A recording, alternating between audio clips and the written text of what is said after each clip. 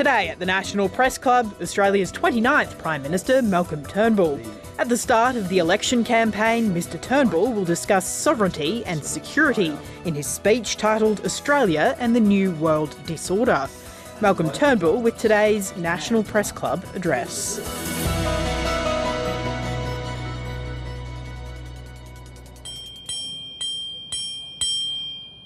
Hello and welcome to the National Press Club and today's Westpac address. My name is Andrew Tillett and I'm the Defence and Foreign Affairs Correspondent for the Australian Financial Review and Vice President here at the club. Our guest today is the 29th Prime Minister of Australia, Malcolm Turnbull. Our records tell us that this will be Mr Turnbull's 18th address at the club. His first speech here was in 1992 with the Australian Republican movement, but it's a different kind of Republican Mr Turnbull has in mind today.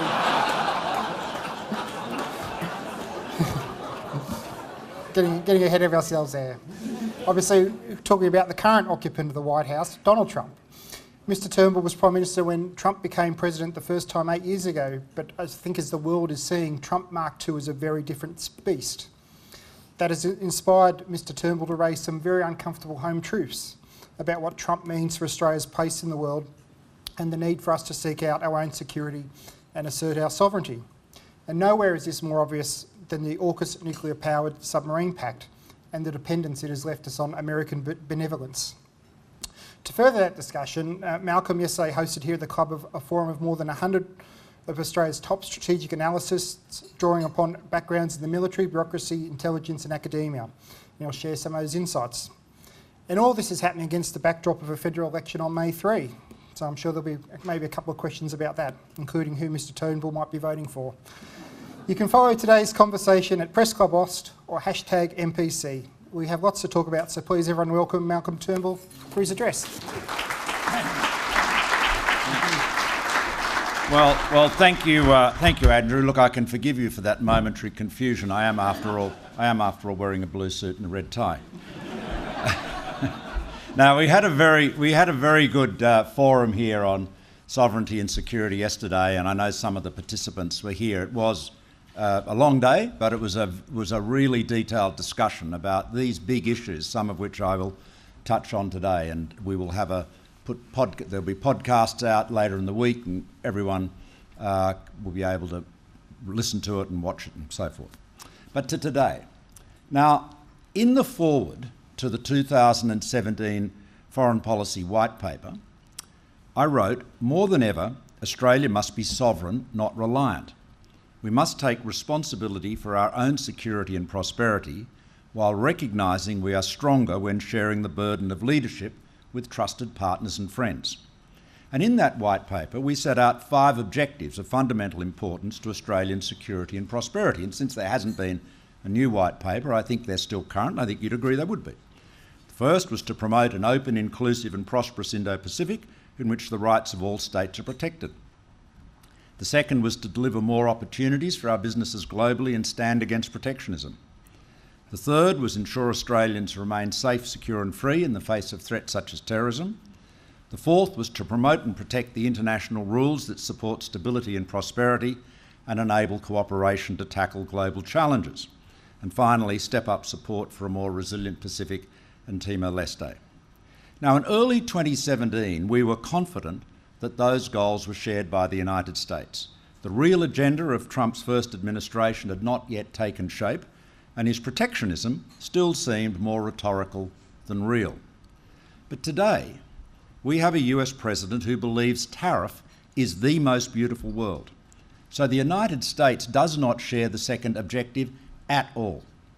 And the first and third objectives, which look to the preservation of an international rules-based order, are also plainly no longer shared by the United States. Mr Trump has said he will get Greenland one way or the other and has repeatedly refused to rule out the possibility of doing so with military force. Greenland is a territory of Denmark, a NATO ally. The Vice President, Mr Vance, has even been to Greenland and said our message to Denmark is simple: you've not done a good job by the people of Greenland. Now, as if that were not enough, Mr Trump has described the border between Canada and the United States as fictional, declared that Canada has no economic future other than as the 51st state. he's imposed crippling tariffs on Canada, all in breach of the free trade agreement he signed in 2017. The former Prime Minister of Canada, Justin Trudeau, after speaking to Trump a few weeks ago, said what he wants is to see a total collapse of the Canadian economy because that'll make it easier to annex us. Trump has, however, generously said that the Canadians can keep their beautiful anthem, "O Canada," but it will, of course, be the anthem of an American state, not an independent country. Now, there's an eerie resonance between the language Trump uses about Canada and the language Putin uses about Ukraine. Borders are fictional, doesn't deserve to be a separate country, and so forth. And then I need not remind you of the shameful way Trump has treated Ukraine. In his endeavour to broker a peace deal, rather than using American might to compel the aggressor to come to the table, he's humiliated and kneecapped the weaker, wronged party, cutting off military aid and intelligence sharing until Zelensky agreed to a ceasefire. And if that punching down wasn't bad enough, he's taken the opportunity to demand a huge share of Ukraine's mineral resources as compensation for the aid America has already given. So, simply stated, the United States under President Trump does not share the values we've shared with every single one of his predecessors, Republican and Democrat, for over 80 years. And he does not pretend to share them. This is a feature, not a bug, of the Trump administration. Now, Australian sovereignty, sovereign autonomy, has never been so important, and yet, in recent years, it has been diminished. Now, the change of policy and attitude by Mr. Trump does not mean we will not have shared interests with the United States. A key one will be to encourage the US to remain engaged in our region, not as the dominant hegemon as it was 30 years ago, those days have passed quite a while ago, but as a balancing force to China.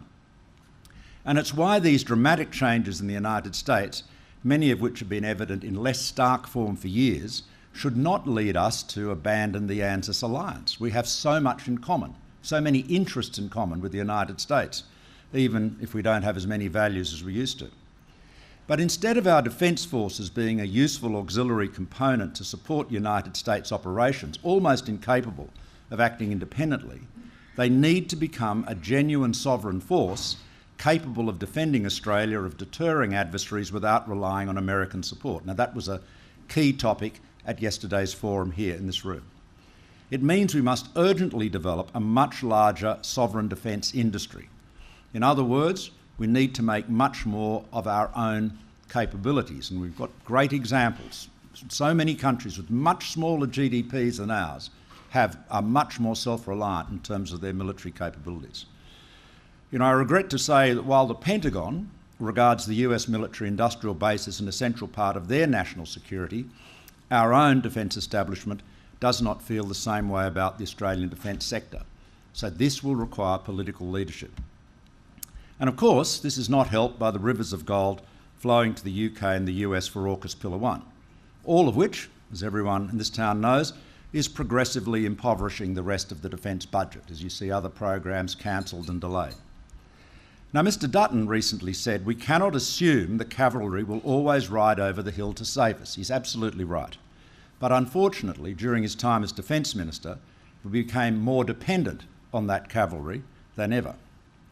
In other words, instead of our alliance with the US being a means for Australia to support United States primacy in the region and United States goals in the region, it should be a means by which we could expect, but not be assured of, American assistance to defend our own country. In other words, there is one way in which our leaders need to be a little bit like Donald Trump. They have to put Australia first. We'll need to make it very clear where we differ from the US, whether it's on trade, climate or international law. In recent years, our influence in the region has been diminished by the perception that we are just a rubber stamp for Washington. I've heard this directly from leaders and foreign ministers in the region. AUKUS did not help in that regard, as it was seen in the region as us running back to our former and current imperial masters. Today we need more than ever to have a distinctly Australian foreign policy, one in which we will, on many important issues, differ markedly from the United States. Of course, and I say this with respect to many fine diplomats here in this room, Our foreign policy has never been a facsimile of the Americans. But even when we have independently come to the same view, it's been easy for others to assume that we were acting under orders. And Gareth Evans spoke very eloquently about that yesterday. And as you know, he doesn't act under orders from anyone. We'll need to work with other countries to counteract the consequences of the trade war Mr. Trump is inflicting on the world. We can build, for example, on the model of the Trans-Pacific Partnership, which is alive and flourishing without the United States. And we'll need to weigh up, as historian James Curran reminded us yesterday, of all the benefits we've brought to the American alliance, and in the same transactional way Trump treats us, calculate which of those we will withdraw or qualify. The United States is a friend, but my plea to Australian politicians is get off your knees and stand up for Australia.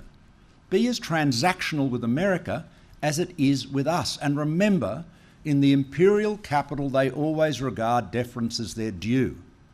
Trying to get into a race of who can do the most sucking up, particularly with Mr. Trump, as I know from direct experience, is not the way to advance your interests or your nation's interests. Now, our best asset for the United States in strategic terms is our geography. It was in MacArthur's day, and it is today. But as one example, how do we feel about providing at our multi-billion-dollar cost a base and maintenance facilities for American nuclear submarines in Perth in circumstances where we see massive tariffs imposed on our exports to the United States despite a free trade agreement? Pressure to compromise our pharmaceutical benefits scheme with the goal of making Australians pay more for medicine. Interference with our sovereign right to regulate social media platforms. A global trade war unleashed which could severely damage our economy and in all likelihood end up with no submarines, a subject to which I will now turn. Now, it's bad enough that the AUKUS project was born in deceit, but none of us will forget Emmanuel Macron's droll, "I don't think I know," but I'm not going to go into that history today. But there are two observations I want to make about the past. First, the total failure of process in deciding on the AUKUS plan. Conceived in secret in a small group around the Prime Minister, there was no proper analysis of alternatives.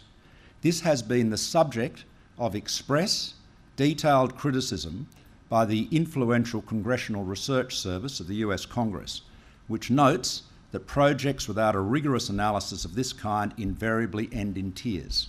And we know that. I think all of us know that.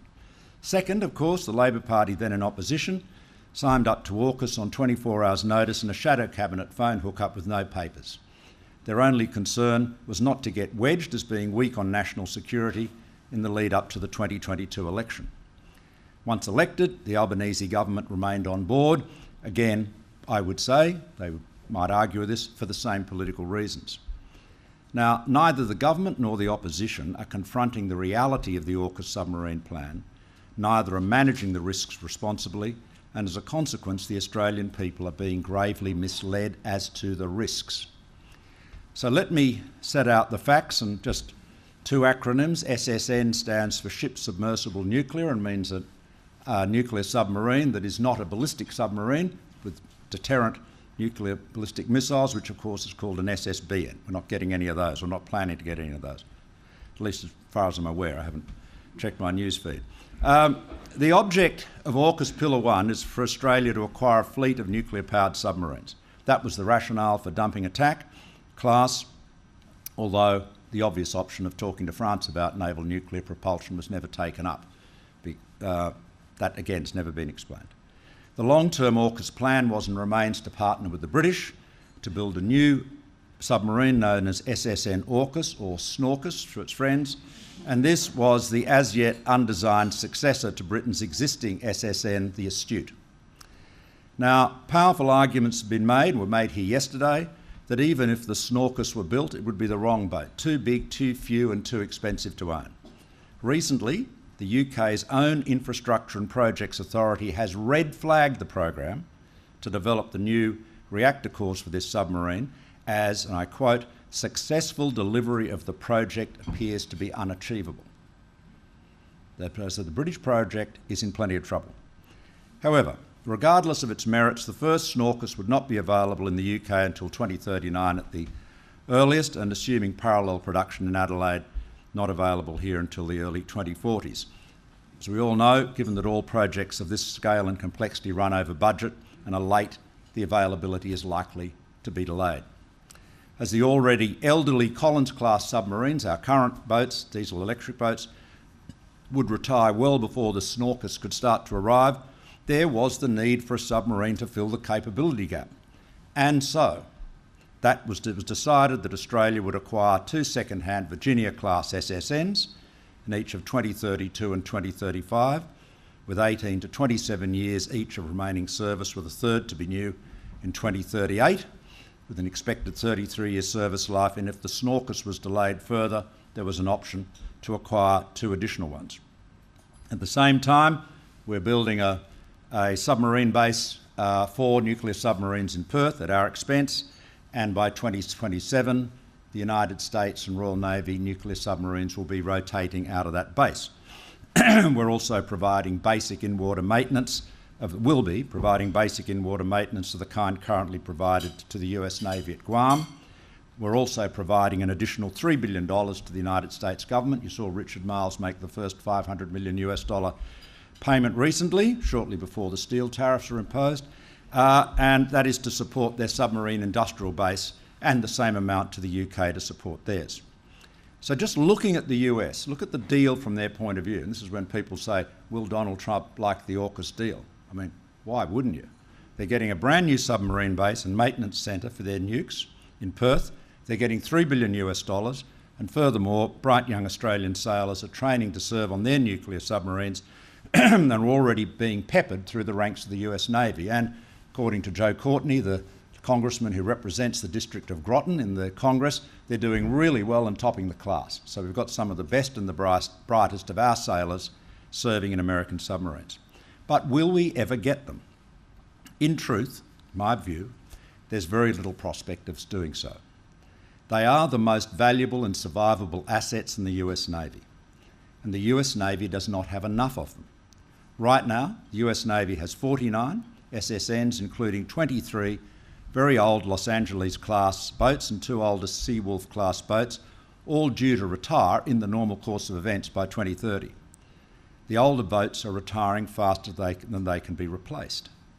Only 2.5 years ago, the incoming Chief of the Navy, Admiral Franchetti, said the Navy aimed to lift production to 1.4 Virginias a year by 23, 1.5 by 24, reaching 2 by 28, which is the level the US Navy says it needs to meet their needs.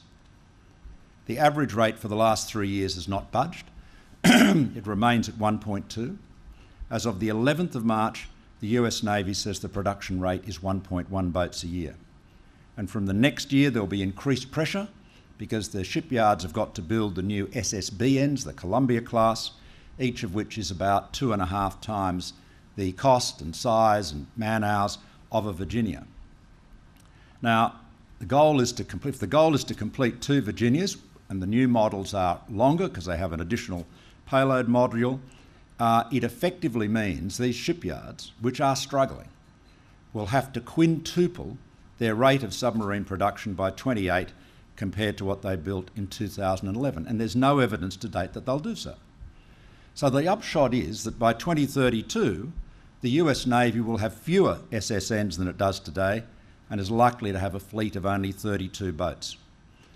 On the most optimistic view, they'll still be 25 boats short of the 66, which is their goal.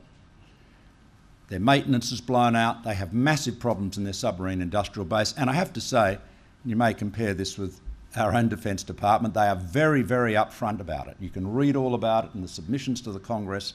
It is all set out there. Now, there's been more than $9 billion of additional funding has gone into this since 2018, but the build rates have not improved. There are comprehensive research reports that set all this out. I mentioned the Congressional Research Service. The Congressional Budget Office also does a great job.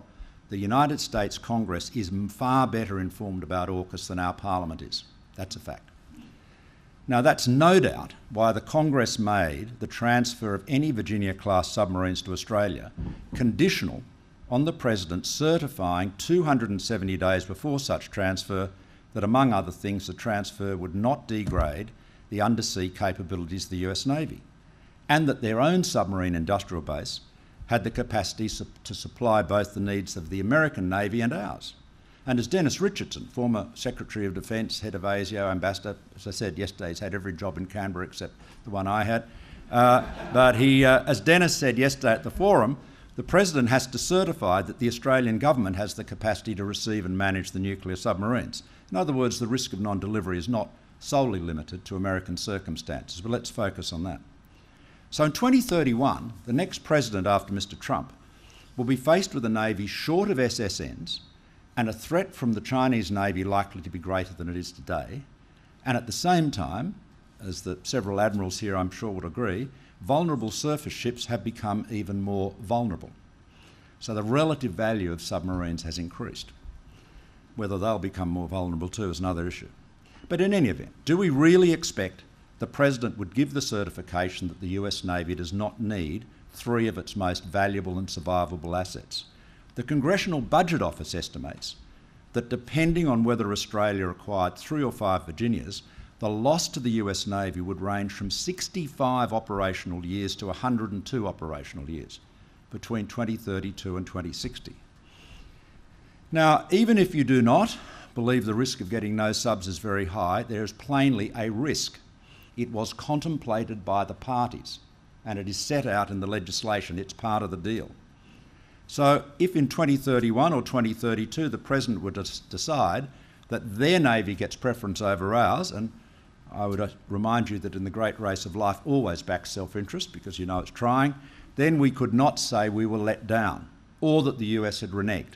The risk of non-delivery was assumed by Australia's government with their eyes wide open. But that risk is unacknowledged by either the government or the opposition.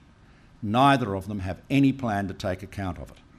In other words, there's no recognition of this very high risk that in the next decade and much of the one after we'll have no submarines at all. So speculating on whether Trump likes AUKUS or not is pointless. The decision will be taken by a successor, and that successor, no matter how many koalas on the mantelpiece, will act in the interests of the US Navy. No matter how much sucking up goes on,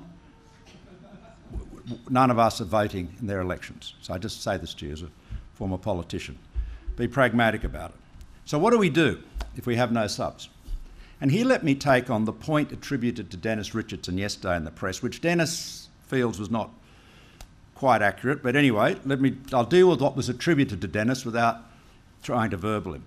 But it was attributed to him that he was saying it was unhelpful of me to persistently ask this difficult question, and was reported that he was suggesting that merely by asking the question it made the Virginias less likely to appear.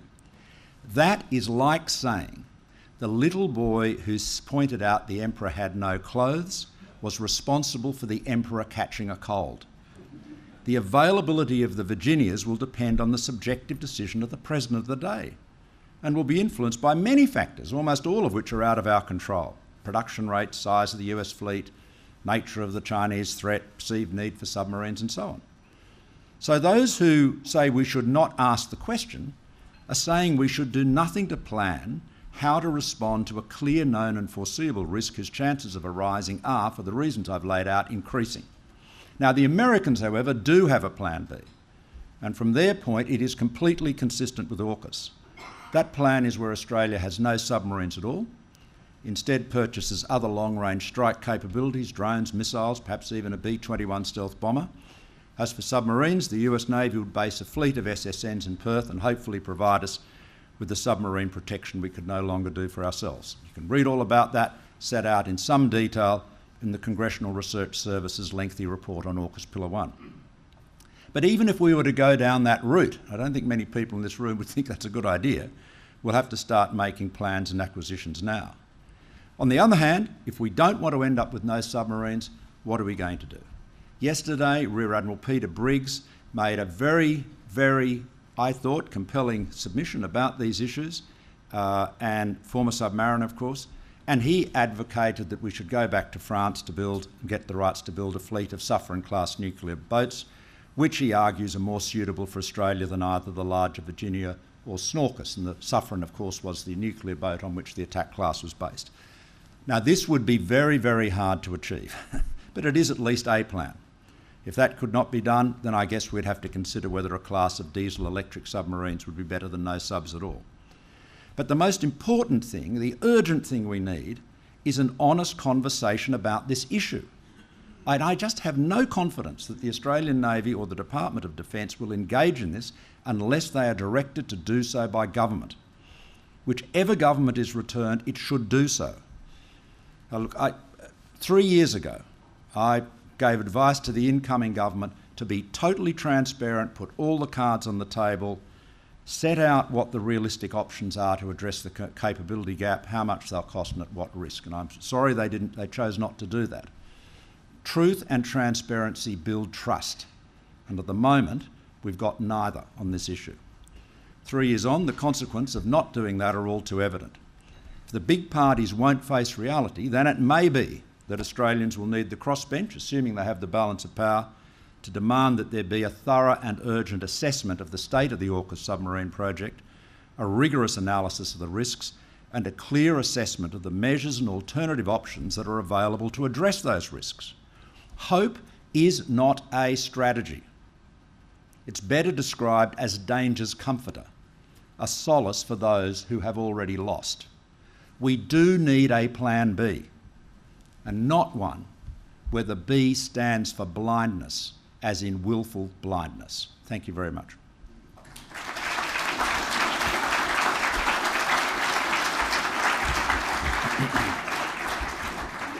I will just point out that Donald Trump is talking about running for a third term. He's assuring us he's looking into it, so it may well be his decision.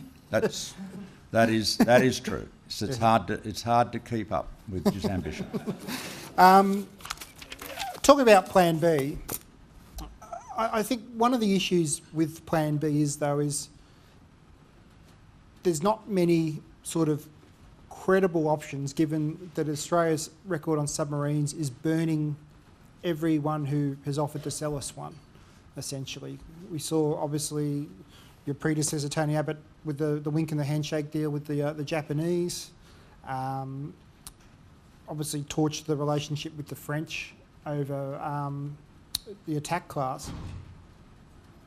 We talk about the need for a Plan B, but what is a realistic Plan B given the record? You cannot deal with a risk unless you acknowledge it exists. I mean, this is the fundamental problem, that there is literally in denial. I won't say who it was. I was speaking to a very senior official in this area the other day, and I said, "What is your plan if the Virginias do not arrive?" And he said to me, looked me straight in the eye, and he said, "They will arrive." And I said, "That's actually not the answer to the question I asked." I said, "What will you do if they don't?" He said, "They will arrive." After he'd said that a few times, I said, "This is like me saying to you, I am having a party in, the park or the garden on Sunday and invite you, and if you say to me, you ask me, what are you going to do if it rains? And I say, it won't rain. I mean, we have a real risk here that is contemplated by the parties. It is real. It's set out. It's been flagged by the new Deputy Secretary of Defence, Bridge Colby, in his confirmation hearings. It's self-evident, but denial. Now, here's the problem. You're right, Andrew. The alternative submarine plans are difficult, but they're not even being looked at.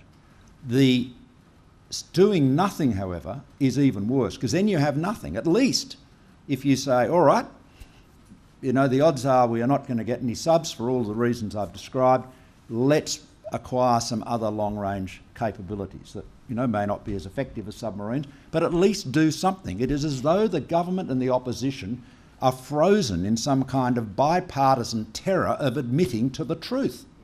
That's the problem. That's where the system is failing us. Bipartisanship is all very well, but not when the two sides of politics are united in error. And do you worry, when you were Prime Minister, you did 3 big shipbuilding decisions: the attack class, Hunter class frigates, and the OPV vessels. For the people who aren't defence wonks, the Hunter class frigates has been cut from 9 ships to 6 ships. Same company that's going to build the Snorkers too. Yep. Yeah. And the OPVs, they've cut the order in half from 12 to 6. And that has follow-on consequences for things like mine hunters and stuff like that. Yep. How much do you worry about governments and defence bureaucrats essentially treating almost, it seems like a very cavalier decisions about telling, oh, we'll have that and then we'll cut that and things like that. And as a result, we end up with a Navy that is older, Yep. smaller, more fragile than it's been. Well, I think, look, defence has got to be, all of us have to be judged by the outcomes. And the outcomes you've described are shocking ones. I mean, at least I can say, in my own, I'm not, saying I did a, dramatically better job than anyone else, but at least I can say that the decisions that were taken about shipbuilding, including submarines under my government, were the consequence of a process. I mean, Dennis Richardson said that yesterday. The decision to go with France was the result of a competitive evaluation process that actually started under Abbott, was conducted without any political interference at all, recommended we go with France. My cabinet accepted the recommendation and off we went. But then, as you know, Scott blew that up in what was a, like a very unilateral one-man decision, effectively. Yeah. Cool. Our first question from the floor is David Crowe. Thanks very much, Andrew. Thanks, Mr. Turnbull, for your speech. There was a lot there, and I was really struck by your remark about Australian leaders needing to be a little bit like Donald Trump, and especially a little bit transactional like Donald Trump, because that raises this question which is around us at the moment about what we're seeing from Washington, DC on tariffs, imminent decisions on tariffs, and this message overnight from the trade advisors around Donald Trump about problems with Australia on the pharmaceutical benefit scheme, on quarantine regulations that they don't like, and also on the news media bargaining code. So they're already sending some signals about what they don't like from us on trade, just as they're about to do more on tariffs. So your remark about being a bit more transactional raises this question of how do we calculate what we would withdraw from the relationship? And I'm interested in your thoughts on what's realistically possible in withdrawing something from the relationship if we have to get as transactional as the Trump administration is. Well, that's why you need to have a very careful assessment of it. But I mean, I think you could start with the $3 billion or the $2.5 billion that's left that's being handed over to support the US submarine industrial base. I mean, look, do you think we win any respect from Trump by being such a pushover? I mean, really, so timid, so, deferential. I mean, the only, as you know, I'm not a particularly sort of timid person, I guess, but the best thing that happened to me, and frankly, the government and the country in dealing with Trump Mark I, was that it began with that unholy row over the refugee deal, and that won his respect. And then we had a very good relationship after that. So, you've got to be prepared to be as tough as him. And I mean, look at Mark Carney. I mean, Mark Carney succeeded. The Liberal Party in Canada, which is the centre-left party there, as everyone knows, was gone for all money. They were, they might have ended up with a handful of seats in their House of Commons. The election changed leader. Mark is running purely. His platform is elbows up, which I gather is a ice hockey term, which means getting really tough with your opponents. Shirt fronting, perhaps. Yeah, shirt fronting. Yes, whatever.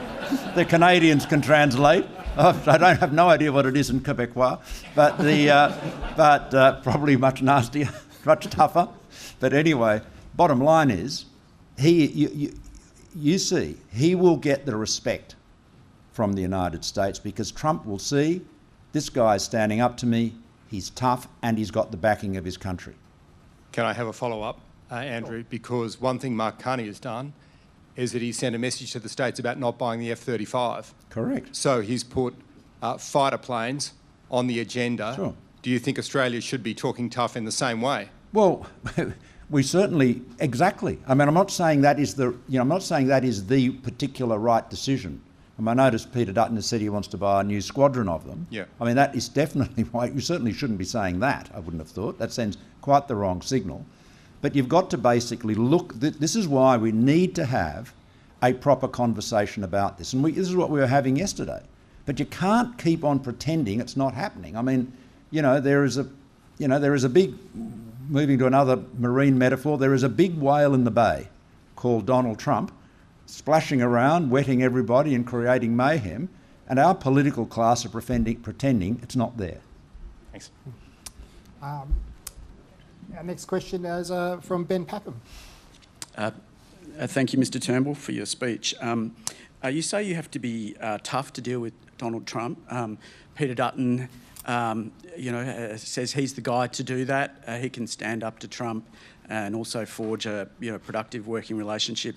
Anthony Albanese, he's struggling to get a call with Trump. Maybe that won't hurt him in the long run, depending on what happens with the tariffs decision. But from your perspective, who would be the better leader to deal with Donald Trump? Look, I honestly couldn't pick between them, really. Being frank with you, I think it's really hard to say. I think Dutton has a particular challenge. It's sort of a bit of a two-edged coin, two-edged sword for Dutton.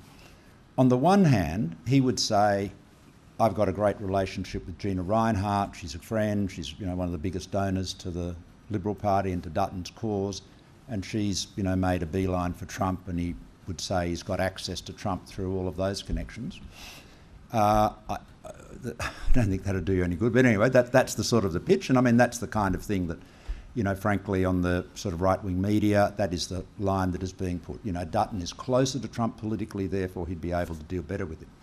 That's one side of the coin. On the other side of the coin, the problem Peter has is that his political environment is that right-wing media ecosystem.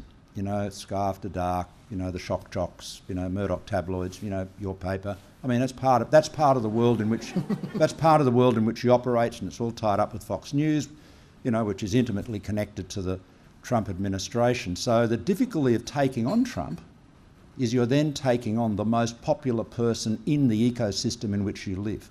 Okay, so I think the only way you'll find out is if he becomes Prime Minister and does it. Albanese doesn't have that.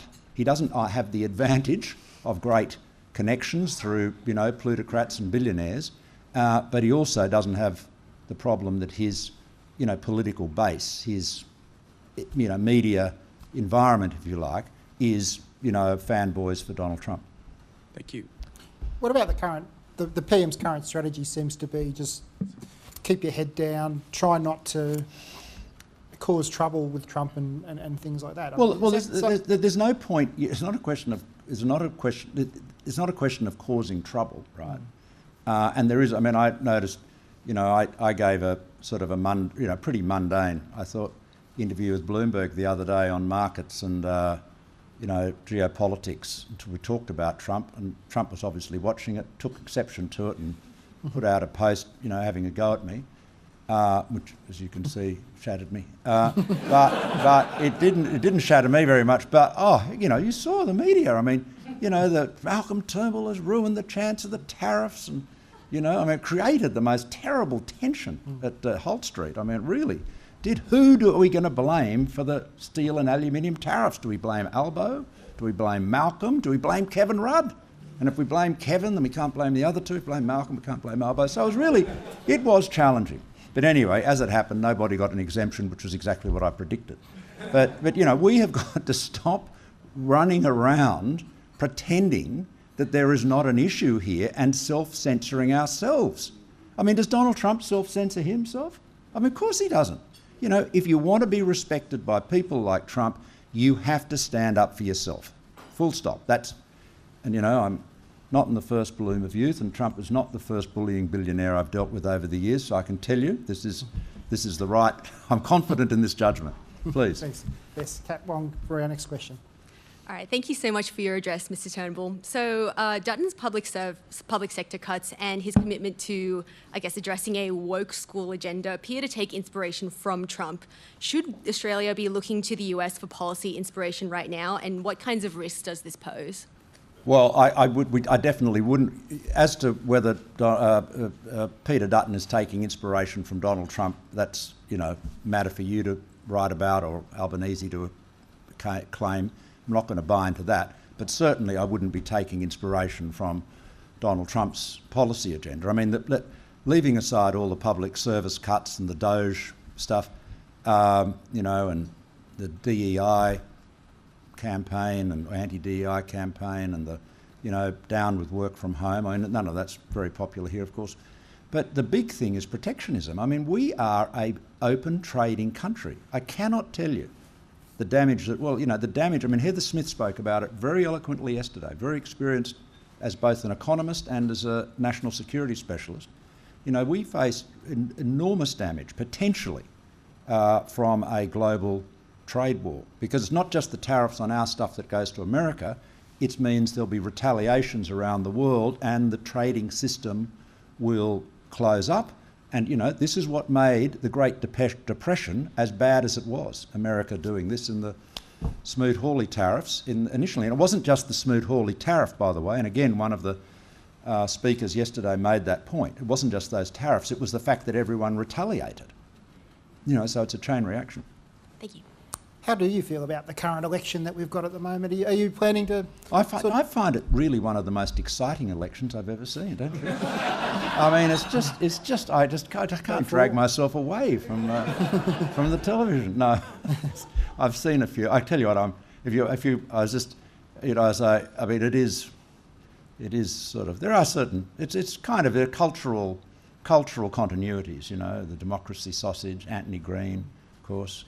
For this election at least, and also, of course, wars about corflutes. Oh yes, you know, putting corflutes up. He stole my corflute. You know, where's my corflute? No, I didn't. Yes, it's great. So if you've run as I have in a marginal seat, you know, and obviously ended up not being marginal, at least for my candidacy, but you get into all this grassroots stuff, and I don't miss it. No. Are you planning on campaigning at all for the Liberal Party? No, I think it. Look, no, I'm not. I'm not campaigning for anyone. No. Voting Liberal though? Secret ballot. Next question from Andrew Green. Andrew Green from the ABC. I'll say one thing about this campaign. At least it's not 8 weeks. Yes. Well, there you go. That was a low blow, but I accept it. There were very good reasons for that. You could say you should have come in with the sort of additional punch. You know, you could have said it's not 8 weeks and it's not in the middle of winter. Mr. Turnbull, I want to ask you about something you touched on in your speech, which was Ukraine. We're seeing the world lining up in various camps on this question. The Australian Prime Minister is in favour of peacekeepers being sent to that country once a peace is established. The opposition here doesn't think that is a good idea. What is your opinion? Look, I thought Albanese made the right decision there, and I'll explain why. He stayed in the conversation. The signal Dutton was sending will be seen as washing our hands of Ukraine. It was quite. I mean, I think. Look, it was a judgment call. I mean, everyone makes mistakes. I think he made a wrong call there. Look, obviously, the peacekeepers do not go there unless there is peace. And the Russians have said they'll never accept them. So this is all hypothetical. But you know what Albanese basically said? Yes, we'll stay in the conversation. We're committed to supporting Ukraine. We'll send someone along to the meeting and, you know, subject to, you know, a million factors, you know, we're not in principle, we were in principle happy to be part of it. I think that was a better call. But he hasn't committed to anything. And as I said, the peacekeepers only turn up if there is peace. So I think Peter, you know, and again, as you know, you've identified a few potentially errors that I made, but yes, we all make mistakes. So there it is. I don't think much will turn on it, but I think it sent a. I thought it sent the wrong signal, to be honest. I think solidarity with Ukraine is very important. And it's important if you want to distinguish yourself from Trump too. You know, if that's part of your political mission, communication mission. Thank you. Next question from Kim Bergman. Kim Bergman, thank you very much for the address. And I suspect your visa to the US is going to be cancelled, so let's continue with how to make Donald Trump happy. And the background is this still mysterious deal cooked up by the government that failed, something to do with giving the US access to Australian minerals or something. And I'm reminded of Trump's meeting with Ukrainian President Volodymyr Zelensky, where Trump repeatedly talked about wanting raw earths rather than, I assume, rare earths. Yeah. But then I thought about it. Maybe we should take him literally. Could Australia appease him by sending over 10,000 tonnes of Australian dirt? Yeah, well, we send a lot more tons of Australian dirt to China in the form of iron ore. Yeah, well, look, I don't know. I mean, I think it's really, you talk about offending Trump. I mean, there's nothing I've said today that isn't just, describing what is actually happening. I mean, we can't allow ourselves to get into this issue where we're not prepared to tell the truth about global affairs, really, because it's just wrong. I mean, if we're a free country, proud country, we've got to be able to say what we feel, talk about it, and particularly, if you can address things in an intelligent, factual way, be able to do so. Sure. My more serious point was, should governments be trading off mineral resources in an attempt to... Well, they don't own them, right? So, for example, go and have a talk to the recently elected West Australian Premier about trading off mineral rights from Western Australia. They do not belong to the Commonwealth Government. So, if there are no barriers to American investment in this country. If they want to invest in, rare earths or any sort of mineral activities in Australia, the door is open. So it's not. I don't think. That's it. That's basically the answer. Thank you. Next question from James Riley. Thanks, Mr. Turnbull. James Riley from innovationoz.com. I wanted to ask you about some Pillar 2 issues and deep tech broadly. Yep. When you were Prime Minister, through the National Innovation Science Agenda, you unlocked a good deal of capital and really bolstered the venture capital industry here in Australia. I think it's fair to say that a fair bit of that unlocked capital is going to dual-use technologies now, particularly as we're talking about the sovereign stuff. So I wanted to... And dual use, defence and commercial applications. So generally by private sector companies developing new tech. So I guess I want to ask you, the mechanisms they have in place now, this government has in place now, the things like the National Reconstruction Fund, Future Made in Australia initiatives, all right, as a mechanism for funding some of these things. What do you think of those? And in terms of the dual use tech, things like data centres and AI, access to space, quantum sensing, quantum computing, those things. What are the sort of non-negotiables that you think that Australia needs to have sovereign ownership and control? Well, I think we have to have data sovereignty. I think that is, we've regarded the United States, AUKUS Pillar 2, which I think is very undeveloped. There is not a lot to show for AUKUS Pillar 2 at this stage. There's been very little money put into it. When you ask people in government what's going on with it, they'll say there's stuff going on, but it's all too secret, which makes me suggest there isn't nearly enough going on with it. So it's a great idea. There's nothing wrong with that. I think this issue of sovereignty, we've always regarded ourselves, as I said at the outset, of having absolutely shared, almost always we've had shared interests. They haven't always been shared, but definitely shared values with the Americans. Now, if it becomes apparent that has issues about security and sovereignty, then we may have to reconsider some of those assumptions. This is a very, very dynamic and turbulent time. So I wouldn't want to give a categorical answer there, but it is, we are in a rapidly changing environment. Yesterday at the conference, a lot of people made the point, and they were right, that a lot of these, that in a sense, I think Hugh White said, Donald Trump has done us a favour in the sense that he has made absolutely stark staring obvious what was already happening. In other words, America, withdrawing from global leadership, partly because it didn't have the resources to do so, and partly because it was becoming more inwardly focused. Biden was not a protectionist in Trump's league, but kept Trump's tariffs on China and added a few more of his own. So this is why we shouldn't assume that this is just a blip and is going to be gone, when Trump finishes his second or possibly his third term. It'll all be over. Because I think that he's captured the zeitgeist.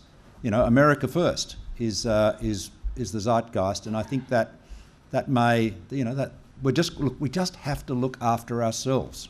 We cannot assume that any other country has our best interest at heart. We really can't, and we have tended to do that, and we've got to stop doing it. Thank you. Next question from Ben Westcott. Ben Westcott from Bloomberg. Thank you so much for your speech, Mr. Turnbull. And if I could just take exception to one thing you said, I don't think any interview on Bloomberg can be described as mundane. No, I was talking about me. The interviewer was fantastic. I was the mundanity was mine. No, it wasn't. Anyway, you know what I mean. It's a really fascinating poll published today in the Sydney Morning Herald and The Age by Resolve found that 46% of Australians thought that the actions of the Trump administration meant that Australia should look to improve its relations with regional partners, including China. Now, I think, and we saw a little bit of this at your summit yesterday, there can be the impression that this is a zero-sum game, that if the US is becoming a less reliable partner, we need to turn to another country, and that country is China as the other superpower in the world.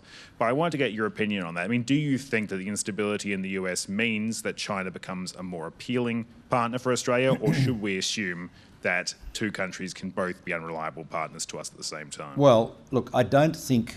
I mean, China is a partner, on the economic front and indeed in many other areas. And there are plenty of technological areas where we cooperate and could do more. I'm president of the International Hydropower Association, and Lucy and I have a renewable development company working on some pumped hydro projects. The expertise and experience in China on pumped hydro, where they're building an enormous amount of it, is very valuable. And I would really welcome the opportunity to learn more from their experience.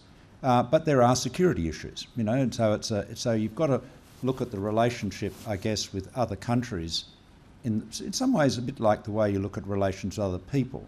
There is a boundary of trust. There are things you would say to your wife or your husband that you may not say to your best friend, and there are things you would say to your best friend that you wouldn't say to everybody you work with. And so I think that we have a much greater circle of trust with the United States, but as do all its allies. I mean, the US, one of the US's greatest assets vis-a-vis China in terms of geopolitical competition is the alliance system. China has very few allies, if you can call it that, whereas America has many. But there is no question, of course this was the point I made on Bloomberg that upset Mr. Trump so much, so I hope he's not watching the ABC, but otherwise you'll get another Truth Social post. But the point is that China will take advantage of this. Now, we are not trying to hedge between China and the United States. We are very committed to the relationship with the United States, and the upsetting, the disrupting of that relationship is coming solely from the Washington end at the moment. There are plenty of countries in our region, though, and elsewhere in the world, who do hedge between China and the United States. And the more, if the United States inflicts serious economic damage on a country, they will look more favourably on China. So I think that's, it is a competitive world out there. America is not the sole superpower it once was. Thanks very much. You hear that sort of particularly critique made around, I guess, Asian countries, ASEAN countries. Yep. So Indonesia, probably a good example of that. But I mean, what about what we would call the Western liberal democracies, Europe, Australia, Japan? How much do you think that the countries that we grouped in with those will splinter and fray away from the US? Well, I mean, they're being pushed away. I mean, Donald Trump has said the European Union was established to defraud the United States, right? That's it. So I mean, just take him at his word. I mean, he has described Zelensky as a dictator. He said Zelensky started the war. I mean, I mean is, I think it's not a question. it's not a question of people, and this is something, I say this to the media present here, it's really important to get your heads around the reality that there is no one in Australia that I'm familiar with anyway that is wanting to pull away from the United States. The problem is that the relationship is being disrupted by the United States. We've got, I think the Australian had a piece describing me as, the disruptor, Malcolm Turnbull, the disruptor. I mean, I am an apprentice compared to what Donald Trump is doing. I mean, he is the one that is disrupting these relationships, and is doing it deliberately, and he says he is. So it's not as though this is happening accidentally. What I was getting at though is the solidarity among the Western countries. Yeah. When does that sort of, when does... Well, that's a very good question. So have you seen any expressions of solidarity from the Australian government for what Canada's going through? Nothing springs to mind. There you go. Yeah, and we share the same monarch. So.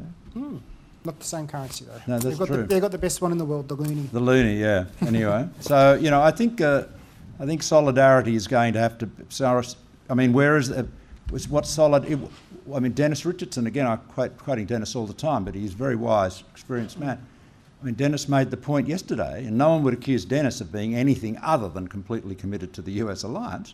But Dennis said, "What do we do if Trump sends, a military detachment, wouldn't have to be very big, you'd assume, to literally occupy and take over Greenland? There's only 57,000 people there, and just literally say, we have annexed this island, this is now ours, this is now US territory." NATO, he has not ruled that out, and he said, I will get it one way or the other. What if he does that? What do we say? How are we going to vote in the UN? There will be people in this country who will say, oh gosh, you'll have to abstain in the UN. Couldn't possibly condemn the United States. Well, I think we have to. We have to stand up for these issues. If we believe in the rules-based order, if we believe that the rights of smaller states, such as ourselves, should be respected, then we've got to do so, even when the party that is violating those rights happens to be, our great and powerful friend. Next question, Jason Katsoukis. Yeah. Mr. Turnbull, thank you for your speech. Peter Dutton has said that should he become Prime Minister after the election, he will live at Kirribilli House. Yep. Should it matter where an Australian Prime Minister lives? And do you think he's sending the wrong message to the people of Queensland by choosing to live at Kirribilli House?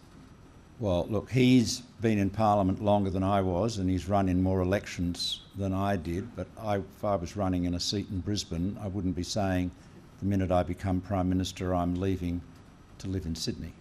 I wouldn't. I mean, I don't think that's a wise thing to say.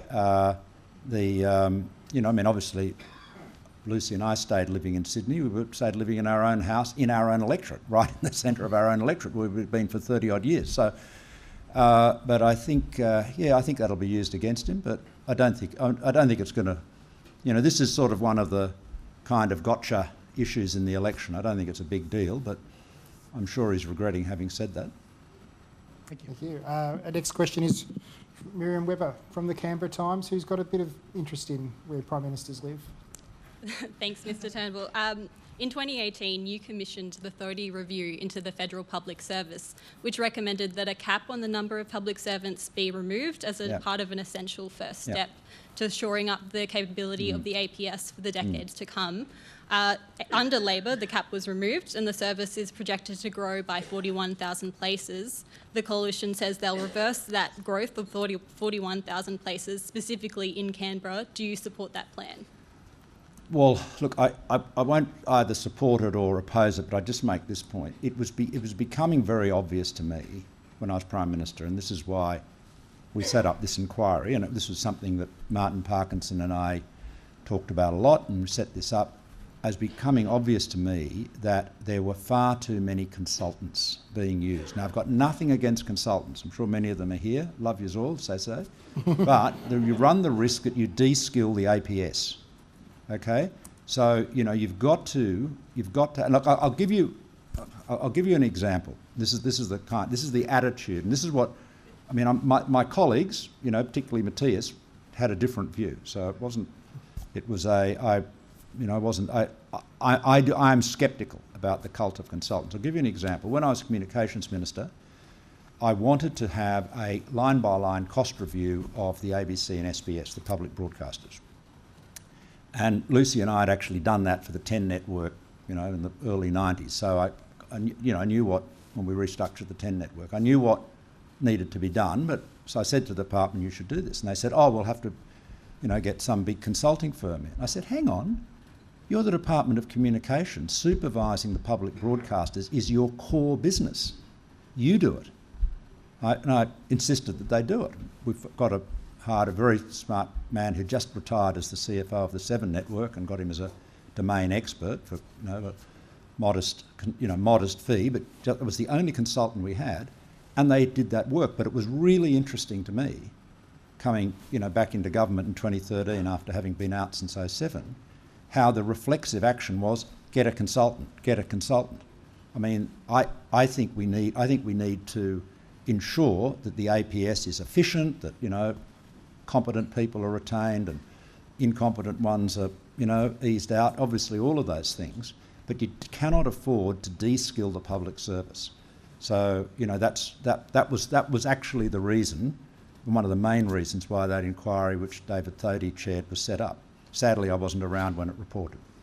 Do you think Labor's heading in the right direction from what you can see in terms of hiring more public servants and reducing our... Well, as long as they're capable, yeah. I mean, but it's not a question. It's a bit like defence spending. Is it better to spend 4% or 3% or 5% of GDP on defence? Well, it depends what you're spending it on. And is it better to have 50,000 public servants hired or 40,000? Well, it depends what they do and how capable they are. So it's always a good day to hire capable people. That's the question.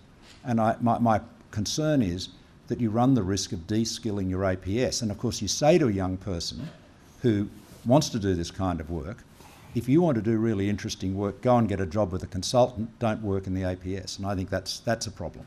Thank you. Thank you.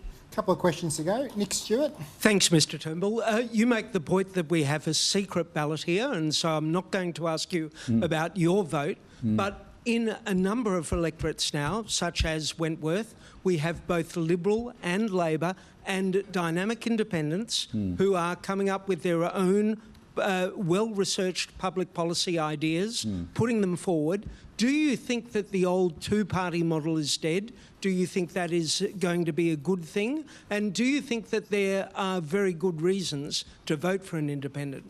Well, let me leave off the last one, but I think the arrival of the Teals is a very, very healthy development. And wouldn't have happened if we didn't have compulsory voting and preferential voting, which we've had for 100 years. So Australians, all of us should be very proud of that. Basically, you look at the US, it's frozen in that two-party system. Electorates are gerrymandered, and so your congressmen and women are far more extreme, because to win a Republic, the seat, if you want to win a seat that belongs to the Republicans, you've got to get the Republican zealots to vote for you in the primary, and same on the other side.